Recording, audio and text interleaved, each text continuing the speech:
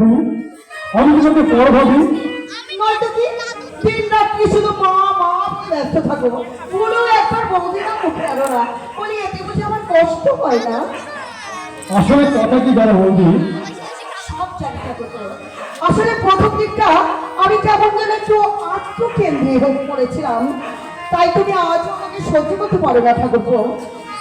আমারই ভুল হয়েছে বৌদি। তোমরা যে এতখানি পরিবর্তন হয়েছে এটা আমি ভাবতে পারিনি। হ্যাঁ ঠাকুর, আমি শুনলাম তুমি নাকি ওই মুদির দোকানে খাতা লেখার কাজ নিয়েছো। হ্যাঁ, একটা কিছু তো করতেই হবে, তাছাড়া মাসের শেষে দাদার হাতে কিছু টাকা তুলে দিতে পারলে। ও কাজ তুমি করবে না, তুমি মুদির দোকানে কাজ করবে, এটাকে আমি কিছুতেই সহ্য করতে পারবো না। কিন্তু বৌদি, না না না, কোনো কথা নাই। তুমি আমাকে কথা দাও, ও কাজ তুমি করবে না। বেশ, তুমি যখন পছন্দ করছো। এই তো ঠাকুরপো, তুমি কেমন ভাজা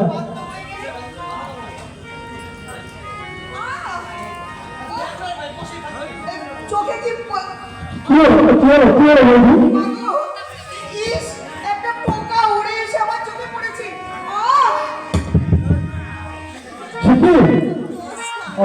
আচ্ছা, আমি তাহলে নাকি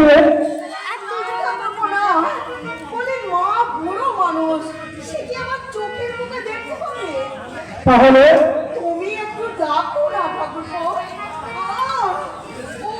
অসহ্য যন্ত্রণা, মনে হচ্ছে একটা বিষাক্ত পোকা আমি ঠাকুরপো, অত দূরে দাঁড়িয়ে থাকলে কি করে তুমি আমার চোখের পোকা দেখতে পাবে ভাই? আমার ভীষণ কষ্ট হচ্ছে, মনে হচ্ছে পোকাটা যেন আমার চোখটাকে পুড়ে পুড়ে খাচ্ছে। আমি বলছি অন্ধ হয়ে যাবো ঠাকুরপো। দেখছি, আমি দেখছি বৌদি। একটু ভালো করে দেখো না ঠাকুরপো, প্লিজ একটু ভালো করে দেখো। কে আছো বাবা?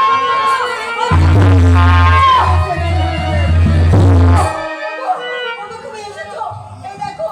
তুমি সময় মতো না এলে ওই জানোয়ারটা হয়তো আমাকে এসব এসব তুমি কি বলছো বৌদি? আমি তো কিছু বুঝতে পারছি না। আর তোমাকে ন্যায়টা সাজতে হবে না। তুমি যে একটা নারী লোভী জানোয়ার, এটা বুঝতে আর আমার বাকি নেই। আমাকে একা পেয়ে তুমি আমার চুপ করো বৌদি। ওই পাপ করে তুমি আর মুখে এনে না। এখনো শুনতে পেলে সূর্যটা পড়ে দিলে যাবে, আকাশ থেকে বুঝে যাবে তারা পৃথিবীতে বুঝে নেবে সম্পক্ষ।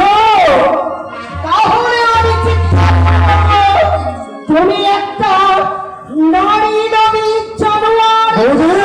জানোয়ার বৌদি, দাও দাও দাও, আমাকে তোমার কঠিন শাস্তি দাও। আমাকে তোমার কঠিন শাস্তি দাও। আর তুমিও শোনো, এরপরেও ওই নারী লোভী জানোয়ারটা যদি এই বাড়িতে থাকে, আমি কিন্তু এক মুহূর্তে এখান থেকে হ্যাঁ?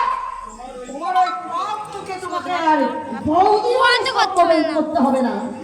ছি ছি ছি ছি ছি, আমি তোমাকে ছোট ভাইয়ের মতো ভালোবাসতাম, আর তুমি কিনা শেষে অনেক কালিটা তুমি আমার মুখে ঢেলে দিয়েছো বৌদি। আর দিও না, এ আঘাত আমি আর সহ্য করতে পারছি না বৌদি। বুক তোমার ফেলে চৌচির হয়ে যেতে চাইছে। তাই নাকি? আরে বেচারা, তুমি চুপ করে দাঁড়িয়ে আছো কেন? ওকে কোনো শাস্তি দেবে না?